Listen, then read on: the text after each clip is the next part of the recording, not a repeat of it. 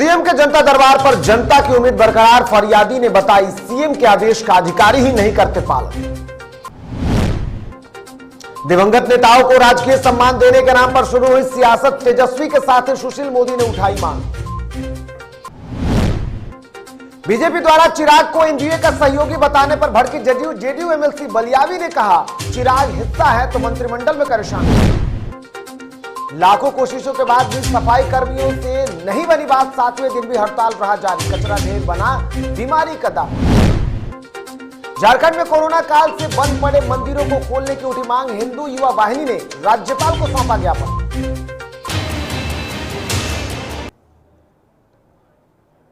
नमस्कार, आप देख रहे हैं डीटीवी भारत और मैं हूं आपके साथ निर्भय किशोर। तो आइए खबरों की शुरुआत करते हैं और सबसे पहले बात सीएम नीतीश कुमार के जनता दरबार की। सीएम नीतीश कुमार ने 5 साल बाद ही सही जनता दरबार लगाकर लोगों की फरियाद सुन रहे हैं, तो वहीं अपनी पीड़ा लेकर फरियादी भी लगातार सीएम से मिलने आ रहे हैं, उनसे अपनी फरियाद सुना रहे हैं। ऐसे में सितंबर के दूसरे सप्ताह में लगी जनता दरबार में एक बार फिर से सरकार के वादों पर ही सवाल खड़े कर दिए। ये रिपोर्ट देखिए। दबंग है वो, बहुत दबंग है वो ओपनली बोलते हैं 3-4 हजार करोड़ का मालिक हूँ मैं। बोलते हैं कि लाल बत्ती हमारे यहाँ चाय पीता है। ये देखिए, मैंने सीएम हाउस में कई बार अप्लाई किया बट कुछ नहीं हो रहा है।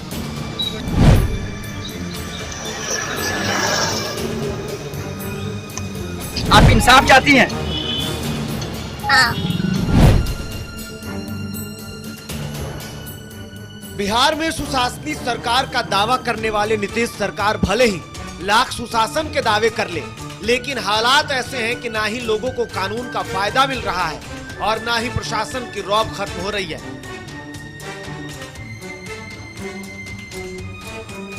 तभी तो एक दो नहीं बल्कि अब तीसरी पीढ़ी भी सड़क पर सीएम से न्याय की गुहार लगा रही है।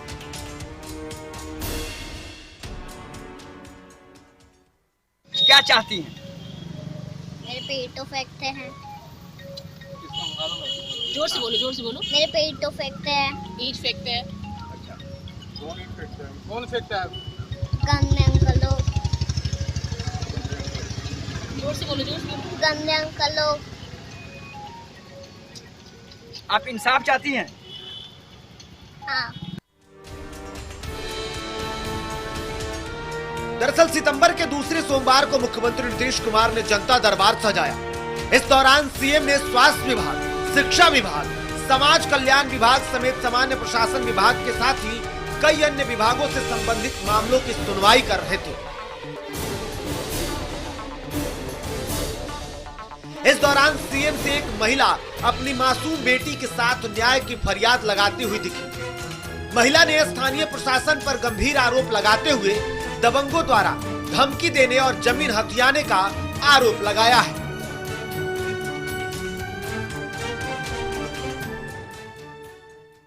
है 21 अगस्त का। मैं 1 साल से परेशान हूँ, 1 साल से ऊपर हो गया।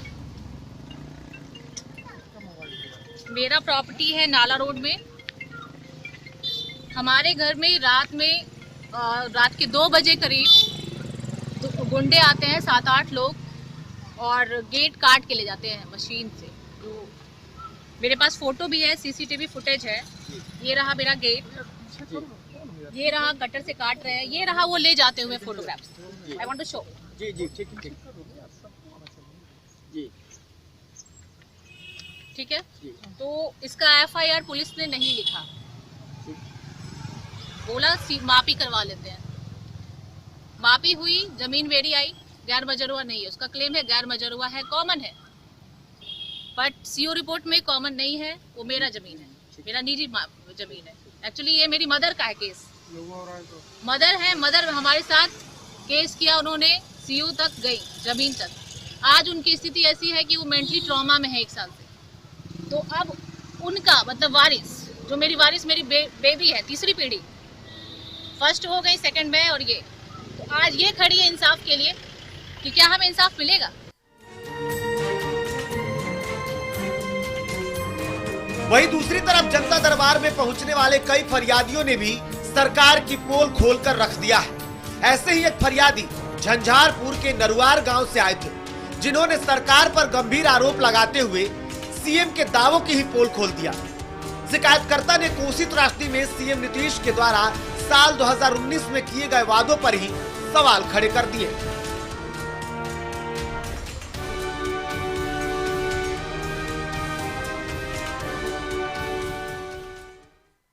सर नमस्ते सर। 2019 के भीषण बाढ़ में मधुबनी जिला के प्रखंड झंझारपुर नरवार गांव में हम लोग 52 परिवार विस्थापित हो गए। हम लोगों का घर जमीन सब कुछ बह गया सर। इसके बाद आप खुद वहां पे सर आए थे और 52 परिवार को आपने अपने हाथों से हम लोगों को जमीन की कागज दिए थे सर, और ये बताए थे कि तुम लोगों को जमीन मिलेगा और घर मिलेगा, पुनर्वास हो जाओगे सर। उसके बाद भी अभी तक हम लोग तब से लेके आज तक 52 परिवार विस्थापित होकर पन्नी टांग के रह रहे हैं सर। बांध अब तक नहीं मिला है, नहीं मिला सर। गए कि आपके गांव में तो सर आप ताजा स्थिति देख सकते हैं। 2 बार गए, एक बार और एक बार दोबारा भी आप गए थे तो सर आप उनको बताए थे। ठीक है, ठीक। हालांकि शिकायतों को लेकर सीएम नीतीश कुमार जरूर सक्रिय दिखे। इस दौरान सीएम ने आंगनबाड़ी सेविका से जुड़े एक मामले की सुनवाई के दौरान नाराज होकर समाज कल्याण विभाग के अपर मुख्य सचिव को फोन लगा दिया और उनकी फोन पर ही जमकर क्लास लगा दी। सीएम ने फोन कर कहा, अरे भाई 4 शिकायत पहुंच गया है, क्यों नहीं मामला देख रहे हैं।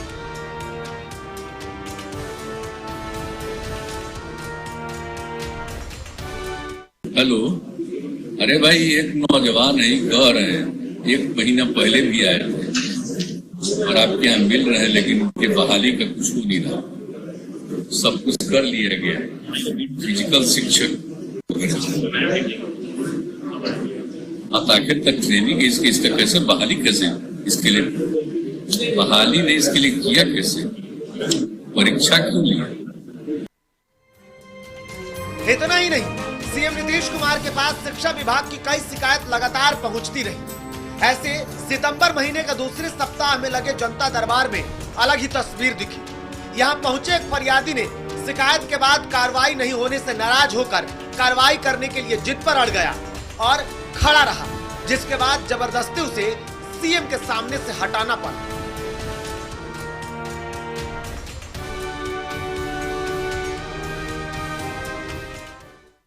अरे आपको भेज रहे हम शिक्षा में, पूरी बात तो बताइए। आप अपने स्तर से श्रीमान कार्रवाई कीजिए। ठीक है, आप जी सर, अगर आप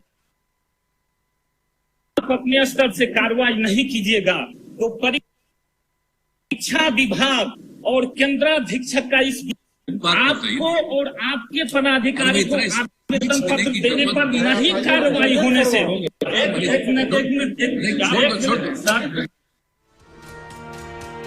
हालांकि जो भी हो, सीएम नीतीश कुमार के 5 साल बाद ही सही जनता दरबार लगाने से लोगों की उम्मीदें जरूर बढ़ी है, लेकिन इसका लाभ कब तक मिलेगा ये तो वक्त ही बताएगा। डीटीवी भारत के लिए पटना से उत्कर्ष के साथ निर्भय किशोर की रिपोर्ट। इधर पूर्व केंद्रीय मंत्री दिवंगत नेता राजद के जो नेता रहे रघुवंश प्रसाद सिंह और लोजपा संस्थापक रामविलास पासवान की बरसी और पहली पुण्यतिथि के बहाने ही सही सियासत शुरू हो गई है। दरअसल रविवार को पूर्व केंद्रीय मंत्री और लोजपा संस्थापक रामविलास पासवान की बरसी थी, जहां नेता प्रतिपक्ष तेजस्वी यादव ने पहुंचकर दिवंगत नेता को श्रद्धांजलि दी। वहीं सोमवार को पूर्व मंत्री रघुवंश प्रसाद की पहली पुण्यतिथि पर मुजफ्फरपुर पहुंचकर उनकी प्रतिमा का अनावरण किया। इस मौके पर नेता प्रतिपक्ष तेजस्वी यादव ने उन्हें श्रद्धांजलि दी और याद किया। वहीं मुजफ्फरपुर जाने के दौरान नेता प्रतिपक्ष तेजस्वी यादव ने एक बार फिर से दोनों ही नेताओं के सम्मान की बात की और साथ ही साथ उनके पुण्यतिथि या जयंती पर राजकीय सम्मान के तहत मनाने की बात कही है। आज वैशाली है, रघुवंश जी का जो है आप लोग जानते हैं कि इसमें बुलाया गया है, उनके बेटे आए थे। हम लोगों ने तो पहले भी मांग की थी कि भाई नीतीश कुमार जी से, राज्य सरकार से, आदरणीय स्वर्गीय रामविलास पासवान जी और स्वर्गीय रघुवंश प्रसाद जो मांगे जो लिखी वो अब तक जो है पूरा नहीं है। तो पहली शर्त थी कि वो पूरा किया जाए। दूसरी शर्त ये थी कि राजकीय समारोह जो जयंती वगैरह है वो मनाई जाए। तीसरी बात ये थी कि दोनों महापुरुषों का जो है, नेताओं का जो है, मूर्ति की स्थापना जो है बिहार सरकार करवाने का काम।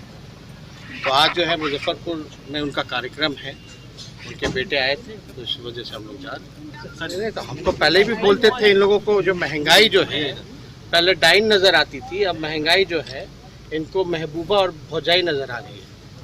प्रतिदिन जो है डीजल पेट्रोल महंगाई जो है, कीमतें जो है बेतहाशा बढ़ती जा रही हैं, बढ़ाई जा रही है। इधर बिहार सरकार के वन और पर्यावरण मंत्री नीरज कुमार बबलू ने एक बयान दिया है, जिसके बाद से बिहार की सियासत में गहमा-गहमी का माहौल दिख रहा है। आपको बता दें कि नीरज कुमार बबलू ने चिराग पासवान को एनडीए गठबंधन का हिस्सा बताया है। दरअसल रविवार को लोजपा के संस्थापक रामविलास पासवान की वर्सी मनाई गई थी। इस कार्यक्रम में बिहार समेत देश भर के बड़े बड़े नेताओं ने शिरकत की थी, जिसके बाद से अलग अलग तरह के राजनीतिक संभावनाओं के कयास लगाए जा रहे थे। ऐसे में जेडीयू के एमएलसी गुलाम रसूल बलियावी ने बड़ा बयान दे दिया। उन्होंने कहा कि जिसमें नीरज कुमार बबलू पर पलटवार करते हुए कहा कि उन्होंने चिराग को अगर एनडीए का हिस्सा बताया है तो मंत्रिमंडल में क्यों शामिल नहीं कर रहे। तो एनडीए के घटक दलों को केंद्र में शपथ दिलाया गया मंत्री परिषद का दिला देना चाहिए था। अगर शपथ दिला दिए होते लोग तो बात समझ में आती। इसका जवाब उनकी पार्टी का राष्ट्रीय नेतृत्व देगा। जो जवाब हमको देना चाहिए वो जनता आज खुद बोल रही है, और वही जनता दल यू के लिए, हमारे नेता के लिए, हम कार्यकर्ताओं के लिए बहुत बड़ी पूंजी है। और यह वक्त तो चला एक छोटे से ब्रेक का, जल्द लौटते हैं, बने रहिए डीटीवी के साथ।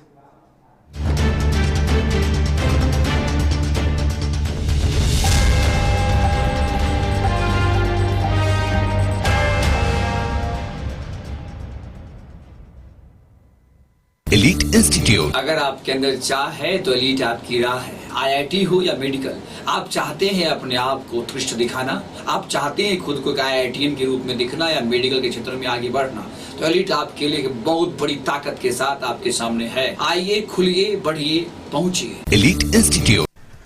दादी, इतने सारे पापड़ बन गए, क्या करे? कच्चा पापड़, पक्का पापड़, एक्स्ट्रा पापड़, इंस्टा पापड़, टक्कर दादी के छत का पापड़ विद ऑनलाइन प्रेजेंस बन गया धाकड़। फोन पे करके ऑर्डर ही ऑर्डर, सब वाह हो गए इसको खाकर। कच्चा पापड़, पक्का पापड़, चंडीगढ़ टू चेन्नई बढ़िया सापड़। कच्चा पापड़, पक्का पापड़, एक्स्ट्रा पापड़, इंस्टा पापड़। बिजनेस बढ़ाओ इंडिया के फास्टेस्ट 4G के साथ। स्पीड से बढ़ो विद वी गिगानेट। घर चाहिए, मकान चाहिए कि चाहिए दुकान,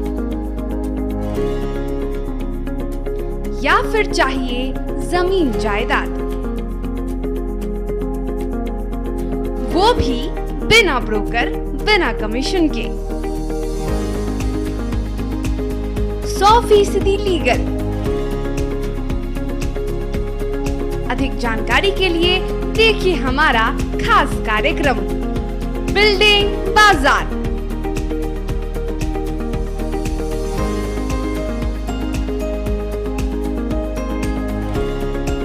finance expert engineer Madan Gupta के साथ सिर्फ डीटीवी भारत पर, शनिवार और रविवार रात 8:30 बजे।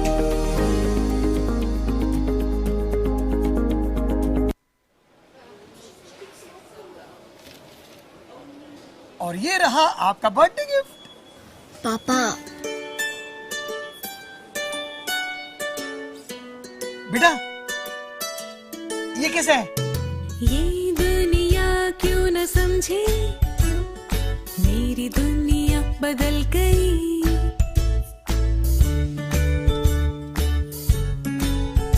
और ये देखो पीहू,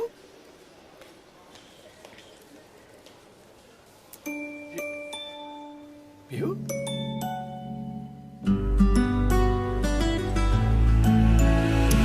गुड़ियों से खेलने वाली तेरी गुड़िया बड़ी हुई। बच्चे कब बड़े हो जाते हैं पता ही नहीं चलता। थोड़ा बड़प्पन दिखाइए। रहो सेफ सैनिटरी पैड से खुद को स्वस्थ और सुरक्षित रखने में इनका।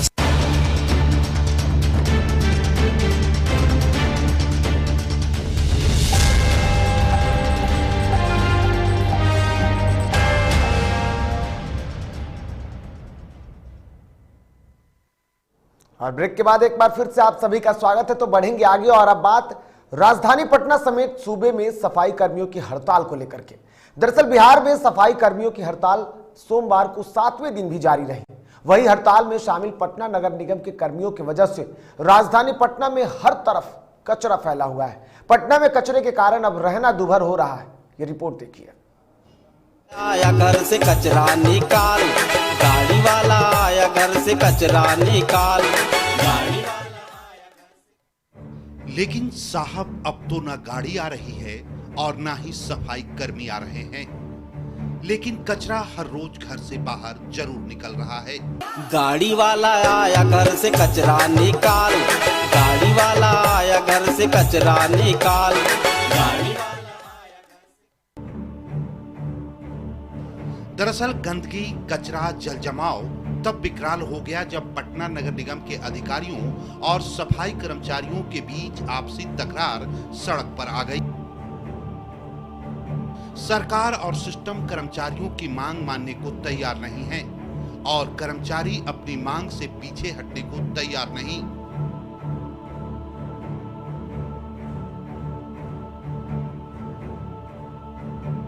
हम लोग दैनिक कर्मचारी हैं, पटना नगर निगम का रीढ़ है। हम लोग का दो ही मांग है, समान काम का समान वेतन, नहीं तो अस्थायी किया जाए, दूसरा कोई मांग नहीं है। और जब तक ये मांग मिलेगा नहीं, जब तक हम निश्चित का हड़ताल पर रहेंगे और हड़ताल हम लोग का जारी रहेगा। यही हम लोग का मांग है, दूसरा कोई मांग नहीं है।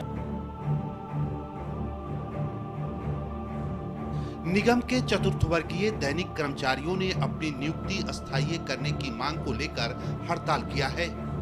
अब ऐसा नहीं है कि ये पहली बार हुआ है। इसी साल फरवरी में भी इन लोगों ने हड़ताल की थी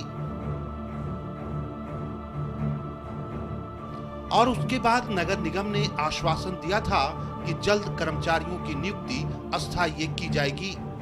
लेकिन साहब, वादे हैं, वादों का क्या?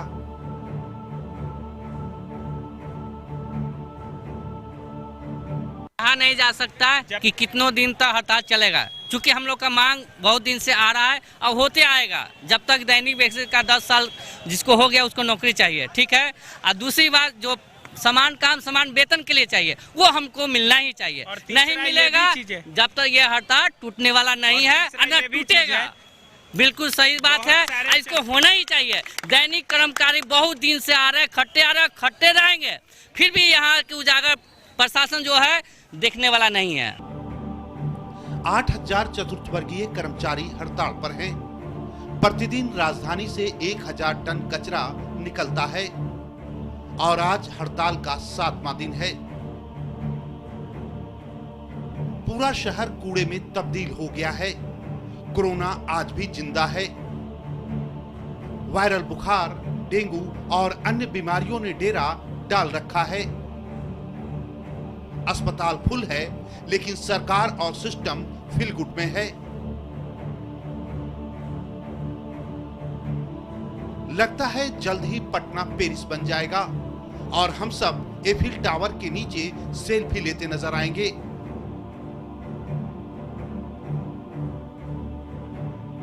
पटना से कैमरामैन विकास के साथ निर्भय, अभिषेक और उत्कर्ष की रिपोर्ट।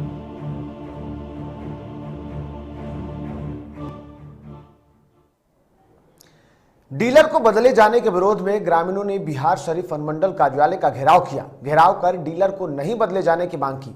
ग्रामीणों का कहना है कि पहले हम लोगों का पचौरा डीलर से अनाज मिलता था, जिसे बदल कर राम सिंह की जन वितरण प्रणाली दुकान में कर दिया गया है। ग्रामीण मोहन मालाकार का कहना है कि हमारे गांव में नदी पार कर करीब 3 किलोमीटर अनाज लाने जाना पड़ रहा है, जिसके कारण परेशानी बढ़ गई है।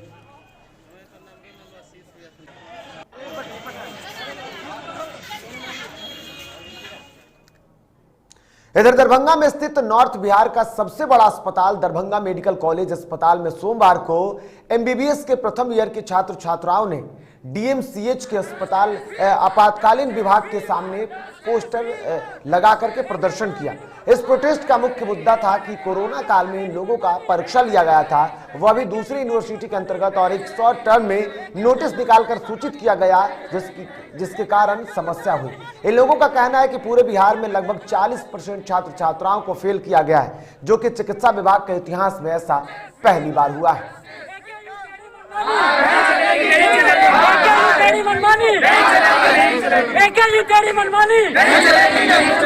आयोजित होना था अक्टूबर 2020 में, डेट भी आया, उसको पोस्टपोन कर दिया गया। फरवरी 2021 का डेट दिया गया, फिर इसको मार्च में दिया गया। कोरोना का दूसरी लहर मार्च में स्टार्ट हो गई थी, लेकिन उस बीच में एक शॉर्ट नोटिस पे 2 दिन पहले हम लोग के कॉलेज में नोटिस आता है कि आप लोग का एग्जामिनेशन सेंटर पटना यूनिवर्सिटी होगा। पटना एक ही यूनिवर्सिटी का कैंपस होगा, वहाँ आपके एग्जाम देना है। लगभग AKU से जो एफिलिएटेड कॉलेज हैं 200 से 250 किलोमीटर के रेडियस में कॉलेज है। भागलपुर, दरभंगा, बेतिया ये सब काफ़ी दूर है। एक शॉर्ट नोटिस पे दिया जाता है कि आप लोग को यहाँ के एग्जाम देना है। उसमें सब चीज़ का अरेंज करना है, स्टूडेंट को यहाँ जाना, अपने बुक्स कैरी करना, वहाँ रहने सहने खाने का सब कुछ अरेंज करना। काफ़ी कठिन परिस्थिति था, कोरोना का भी समय था, फिर भी हम लोगों ने जाके एग्जाम दिया। और एग्जाम देने के बाद 6 महीने के बाद रिजल्ट आता है 30 अगस्त को। अब विद्यार्थी की इस मानसिक पीड़ा को आप समझ सकते हैं कि 6 महीना तक वो परिणाम का इंतजार कर रहा है, परिणाम नहीं आ रहा है। इधर भभुआ शहर में शिवाजी चौक के पास महादेव मोटरसाइकिल रिपेयरिंग दुकान के सामने सड़क पर एक मोटरसाइकिल मैकेनिक को अज्ञात अपराधियों ने गोली मार दिया, जहां मोटरसाइकिल मैकेनिक गंभीर रूप से घायल हो गया। वहीं गोली की आवाज सुनते ही आसपास के लोगों में भगदड़ मच गई। तभी वहां से अज्ञात अपराधियों ने भागने में सफलता पाई। बताया जा रहा है कि संतोष माली एक मोटरसाइकिल मैकेनिक रहा, जिसके द्वारा पैसे मांगने पर अपराधियों ने गोली मार दिया। वहीं इस घटना की सूचना के बाद पुलिस मामले की जांच में जुट गई है। आधा घंटा बाद आए तो हमारे भाई से उलझ गए, और उलझने के बाद उन्होंने बोला कि आप अपने दुकान से हट के चलो, तुमको बता रहे हैं। थोड़ा सा हट के गया, उन्होंने गोली फायरिंग की और गोली चलाने लगे। हमारे भाई को भी मारने का प्रयास किया, गोली मारे उसने मिस कर गया। हमारे पर गोली लगा हुआ है, हमारे पैर के ऊपर। सोमवार को दिन दहाड़े अपराधियों ने नगर थाना क्षेत्र के रामनगर मोहल्ले में एक महिला को चाकू मारकर घायल कर दिया। घायल महिला की पहचान जंग बहादुर शाह की पत्नी शिव कुमारी देवी के रूप में हुई है। आसपास के लोगों ने घटनास्थल पर पहुंचकर घायल महिला को इलाज के लिए सिवान सदर अस्पताल में भर्ती कराया, जहां इलाज चल रहा है। सूचना मिलते ही मौके पर पहुंची पुलिस घटना की छानबीन में जुट गई है। घटना के पीछे लूटपाट की भी आशंका जताई जा रही है।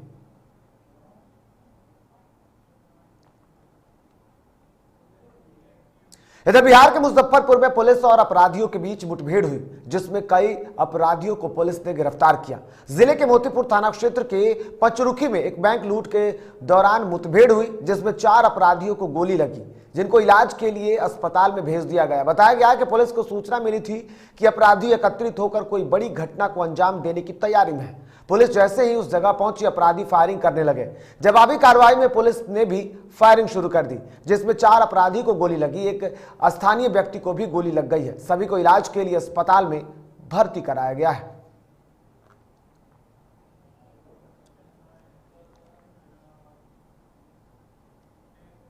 अब खबरें झारखंड की। कोरोना काल के दौरान राज्य सरकार के झारखंड में सभी मंदिरों और धार्मिक स्थलों को बंद करने का फैसला लिया था, जो अभी तक खुला नहीं है, जिसको लेकर के हिंदू युवा वाहिनी जमशेदपुर इकाई के द्वारा राज्यपाल रमेश बैस के समक्ष मंदिरों को खोलने की गुहार लगाई गई है, जिसको लेकर समाज के लोगों ने कहा है कि 7 महीने से मंदिर बंद है, जिससे पुरोहितों का परिवार नहीं चल पा रहा है।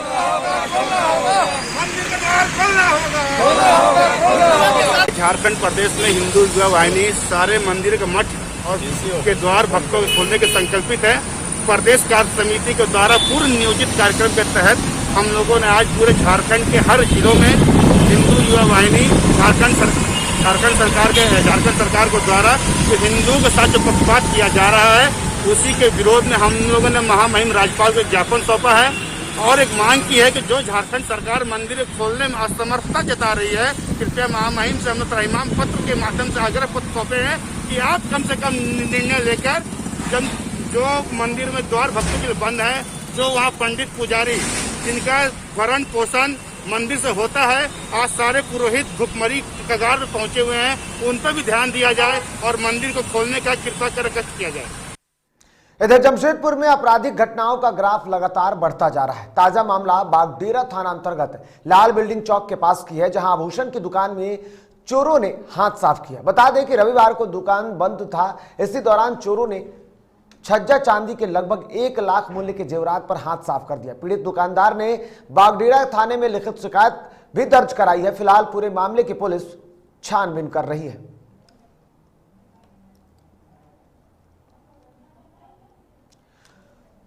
तो बिल्कुल आपको बता दूं कि झारखंड में जिस तरीके से सरकार लगातार ये दावा कर रही है कि वहां पर क्राइम का ग्राफ जो है वो खत्म हो गया है, लेकिन ऐसे में स्थितियां साफ है कि वहां पर भी अब क्राइम का ग्राफ लगातार बढ़ता जा रहा है और ऐसे में सरकार के जो दावे हैं वो पूरी तरीके से खोखले साबित हो रहे हैं, जिसका नतीजा देखने को मिला जमशेदपुर में, जहां जमशेदपुर में अपराधियों ने एक ज्वेलरी के दुकान में हाथ साफ करने की कोशिश की और उसका नतीजा रहा कि वो पूरी दुकान को चट कर गए। हालांकि अब पुलिस इस मामले की छानबीन कर रही है।